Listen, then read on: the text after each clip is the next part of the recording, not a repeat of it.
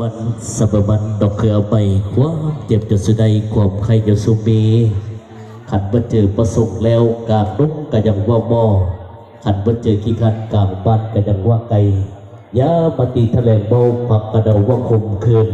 บาดมากินลาบก้อยพันยังซีโอดอกเอาหาอยู่ดีๆเห็นเข้มแข็งเลยจัดเด้อดอกกับสุขสบายดีทางสุภาพบุรุษและสุภาพสตรีท่านหนึ่งท่านสายกระดับฟังรัดพร้อมด้วยบรรดาแขกที่ไม่เกียรติทุกภาคส่วนโดยบริการเป็นมือสัตว์วันดีมือสี่วันซอบ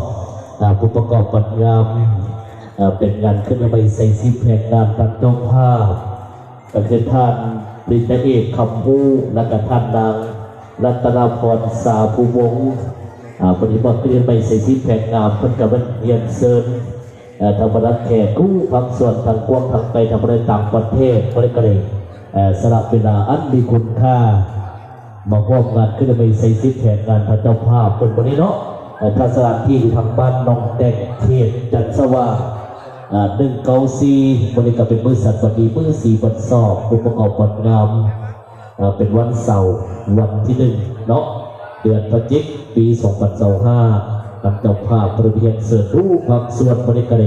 และสำหรับเวลาอันมีคุณค่าของห้องงานขอให้ท่านดูดีมีแห่งชุ่มแก่กันบันกวดตื่นให้กวดดีที่กวดเข่าความสุขเจ้าให้ดังโฮมให้เป็นแต่ความสุขทั้งกายสบายทั้งใจกันเลยกันเนาะทางเจ้าภาพประการแขกที่ทุกความส่วนถึงสละเวลาอันมีคุณค่าของห้องงานวันนี้แล้วก็ขอบขอบใจทางเจ้าภาพก็เด้อเนาะเอิญใส่เอิญหา